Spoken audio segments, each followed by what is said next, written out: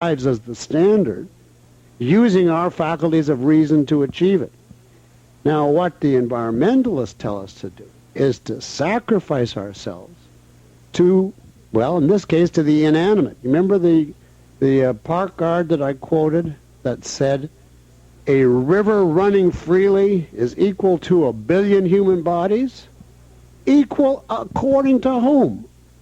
Equal as a value judgment. Equal value to whom and for what? Important. To whom and for what? If we are judging value, then it's got to be value to human beings for human ends. It's 2:47. My name is Leonard Peikoff. Our topic is why human beings come first. I just got launched on my opening statement, but I'm going to take one call, at least. Bob, are you there? Welcome to the Leonard Peikoff Show. Hello, Bob? Are you there? Bob? I guess Bob is not there. So while they're trying to find him, I'm going to go on and just elaborate the point that I was making. Let's look at the idea that we heard on a preceding show that 3 billion chickens are equal in importance to 6 million Jews. Remember, this was made by a lady on an earlier show. Important to whom? Importance is not an attribute that grows inside people or chickens.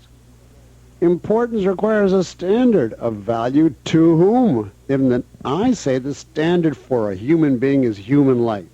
If you're a human being, then by definition, a human being's life is infinitely more important than a chicken. To a rational man, a chicken is a mere means to an end. Of course, you don't want to slaughter them pointlessly or make them suffer needlessly.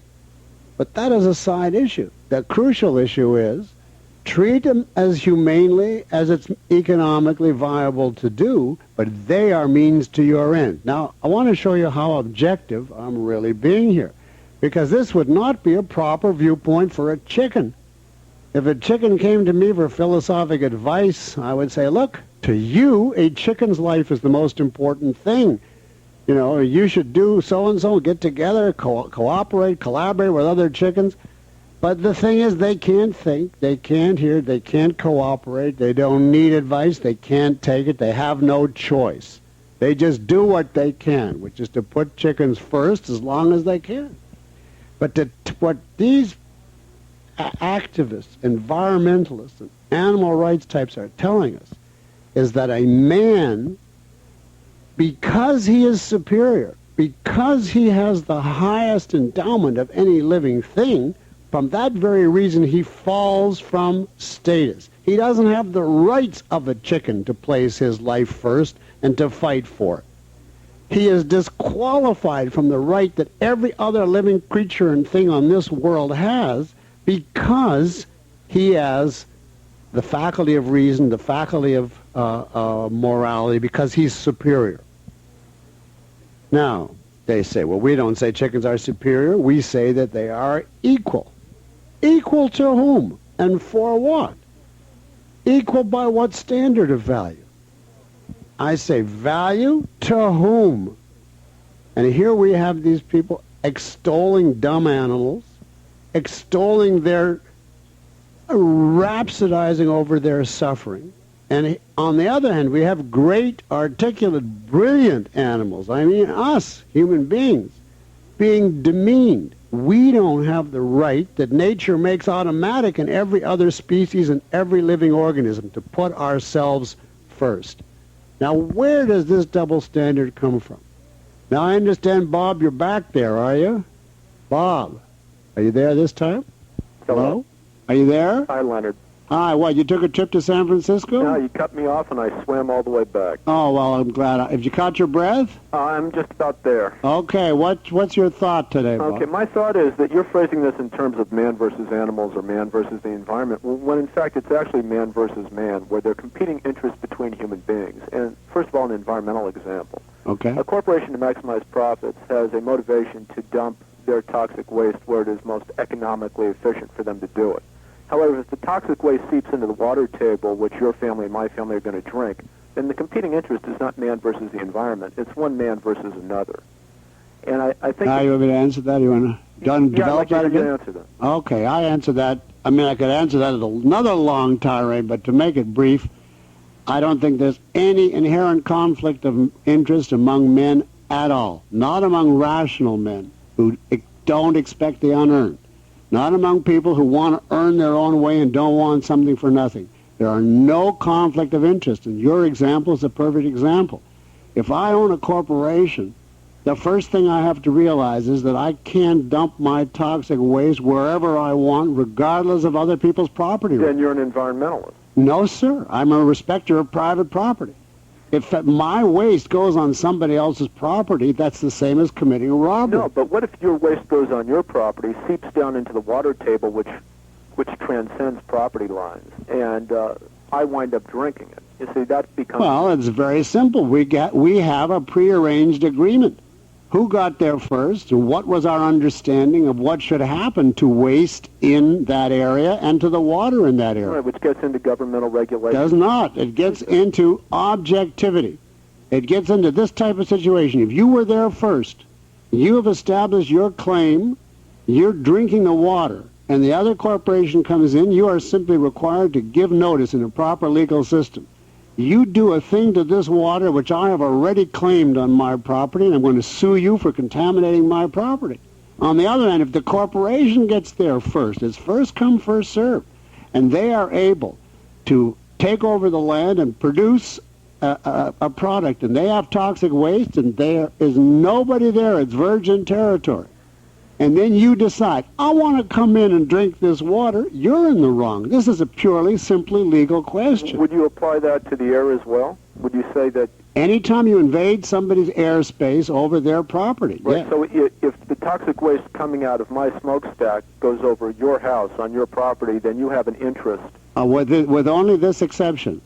There is no way to live in an industrial civilization and prevent every molecule of particulate matter that's emitted by an industry anywhere from entering your property. So you have to be able to prove, excuse me, you have to be able to prove demonstrable damage from a specific business enterprise. Right, if you can do that, yeah. Since you're putting human beings first, and I agree with you that human beings are superior morally to chickens.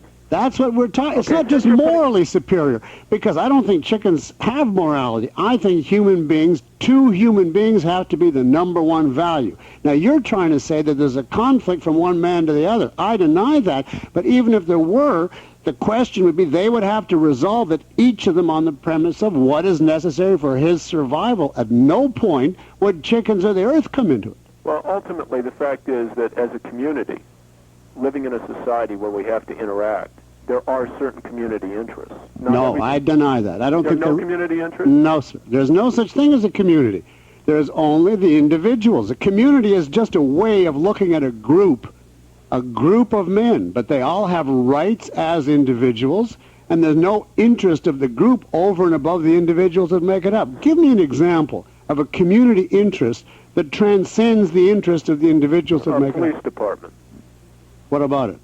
Police department is funded by taxes which would be taken from you and me. Not according. You didn't hear my show yesterday, right? Because we have a collective interest in order to protect our community. First of all, I don't have a collective interest in protecting my community. I have an individual interest in protecting myself and the people that I care about. And in a free society, I would expect to pay for that in the same way that I pay for medical service or I pay for educational service. Since when does this is a need of an individual human being? Protection against crime's sake.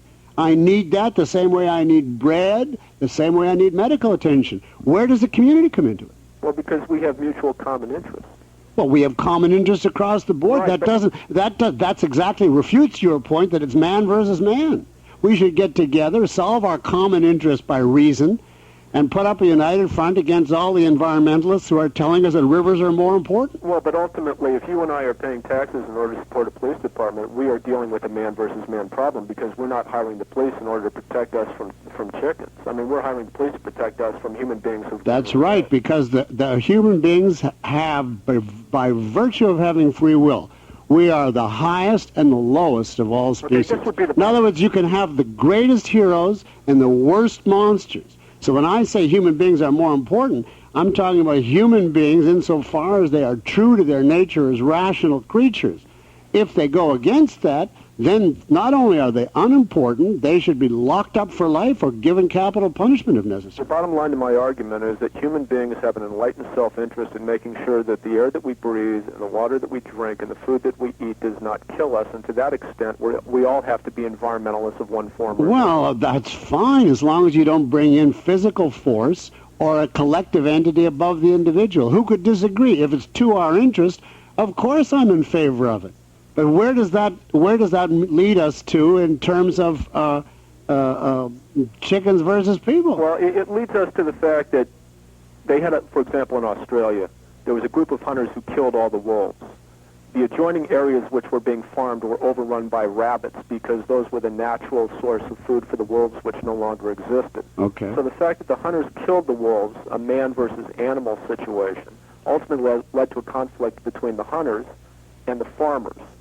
Well, And the farmers wound up being destroyed by the irresponsible behavior of the hunters because it was not, in fact, a man versus animal situation. It was a matter of respecting the rights of your neighbors. now wait, I want to ask one thing. Was this on private or public property that the wolves were Well, killed? Australia is what the United States has both public and private. Well, property. which was the one where the wolves were killed? The wolves were killed on public property. Well, if the wolves were killed on public property, I'm opposed to it to begin with. I don't believe that there should be public Right, property. but we have to deal with There the should be world as wait a minute, there should be private property and restrictive covenants. That's the only way to deal with that and respect everyone's rights. Well, in other words, if you want to have a forest with the wolves, for whatever you do, I don't know if you're manufacturing wolf butter, whatever you're doing in that preserve, you've got to have an agreement with the people that cohabit the territory with you. You're counting on my wolves to eat your rabbits. They're not your wolves, If they're on my private property. but it's not your private. But I'm telling you, if it's not private property, there's no solution. Okay, if we're dealing Public property is the cause of all of the trouble. Well, in that case, in your theoretical world, I would have to agree with your argument. I'm talking about. Well, the world that's as it great exists, because- as the world as it exists. No, right the now, world, that's like telling me, Bob, if we lived in a great world, I would agree with you, but since we live under Nazism, we have to persecute the Jews. No, I'm I saying- don't accept the world as it is just because that's the way it is. Right, but given the fact that we do have public property in the United States, as a matter of fact, about 40% of America is public property. Then what I think we should do is agitate for the return of it to the individual citizen. I got to stop for station identification, but thanks for being on, Bob, You're and for welcome. making your point. I appreciate it. We're going to stop for station identification and a message, and then we will be back with more of Why Human Beings Come First. It's 3:01. My name is Leonard Peikoff. Our subject today, Why Human Beings Come First. And just before we go to a caller, I want to remind you, those of you who listen regularly, we had a caller a week or so ago asked an animal rights advocate about bears who prey on and eat salmon. And he said, if you're so concerned about the suffering of these helpless animal creatures, fish creatures, we could devote ourselves to pinning up all the bears so that they couldn't eat the salmon, and then the salmon wouldn't have to undergo the agony of having bear teeth or rip into their flesh. And the caller said, well, no, we don't have put any limits on bears. We can't do anything about that. That's just simply the way nature is. This applies only to human beings, she said. Our duty to refrain from animal suffering, regardless of the effects on us, applies only because we have free will. We have the ability to follow morality. We have the ability to think. So bears can live free and pursue their happiness, whatever that it does to salmon. But we can't because we have the superior faculties.